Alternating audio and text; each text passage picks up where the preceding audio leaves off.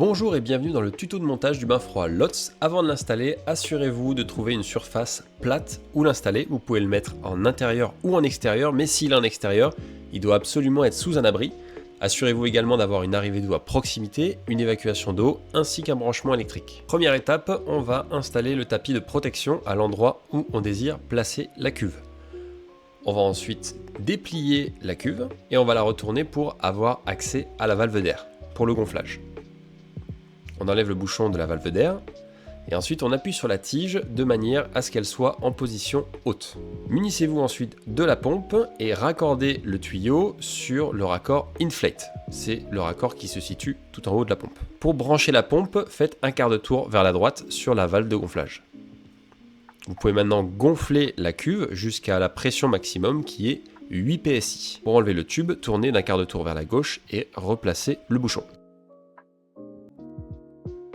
On va maintenant répéter l'opération avec le couvercle de la cuve. Dévissez le bouchon comme précédemment, appuyez sur la tige de manière à ce qu'elle soit en position haute et branchez la pompe avec un quart de tour vers la droite. Gonflez à la même pression jusqu'à 8 PSI. Pour débrancher le tuyau, faites un quart de tour vers la gauche et pensez à bien replacer le bouchon.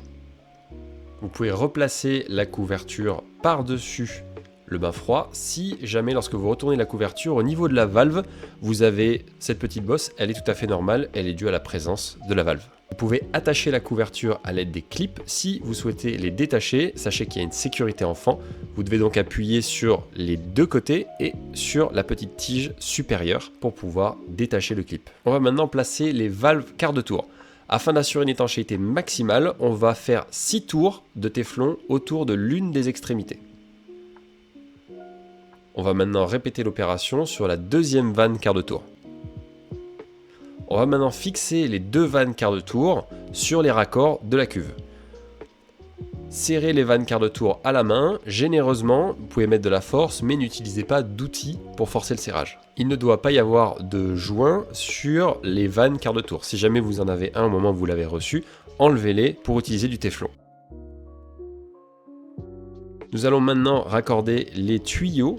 Vérifiez d'abord qu'il y a bien un joint à l'intérieur des raccords des tuyaux. S'il n'y en a pas, vous avez des joints de rechange pour les remplacer. Raccordez le tuyau sur la vanne quart de tour sans utiliser d'outils. Si jamais vous sentez une résistance, faites marche arrière, c'est juste que le pas de vis ne s'est pas engagé. On va maintenant enlever le capuchon de protection sur le refroidisseur du raccord vert et on va raccorder le tuyau sur le raccord vert du refroidisseur au raccord vert de la cuve.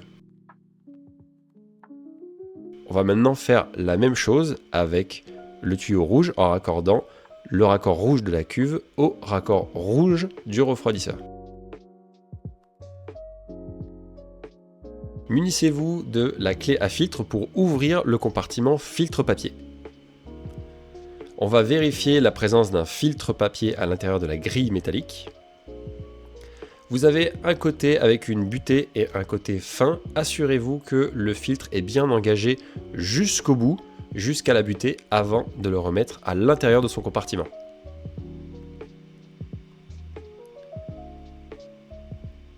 Replacez le bouchon et vissez le bouchon à l'aide de la clé à filtre. On va maintenant vérifier le deuxième filtre, qui est le filtre métallique. Utilisez la base de la clé filtre pour désengager le bouchon du filtre métallique. Vérifiez que le filtre métallique est bien présent, qu'il n'y a pas de débris, que son joint d'étanchéité rouge est bien présent, et vérifiez également qu'il n'y a pas de débris à l'intérieur du compartiment de filtre métallique. Vous pouvez ensuite le replacer et terminer le serrage à l'aide de la clé à filtre.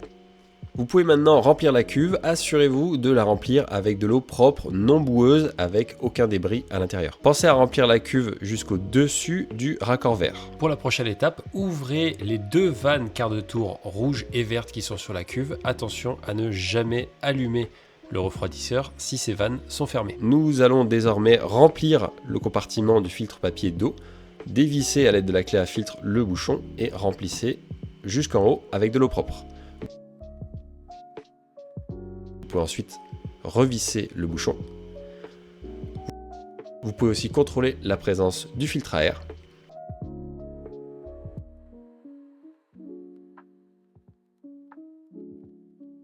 Vous pouvez maintenant brancher le refroidisseur à l'aide d'une prise électrique. Nous allons maintenant effectuer un test électrique. Pour cela, ouvrez le capuchon de l'interrupteur.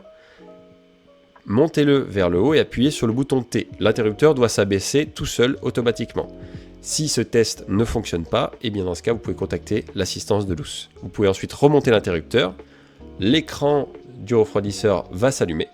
Pour allumer le refroidisseur, vous pouvez appuyer sur le bouton Power. Pour régler la température, vous pouvez le faire avec les boutons plus et moins. Et si vous souhaitez verrouiller l'écran, il vous suffit d'appuyer sur le cadenas.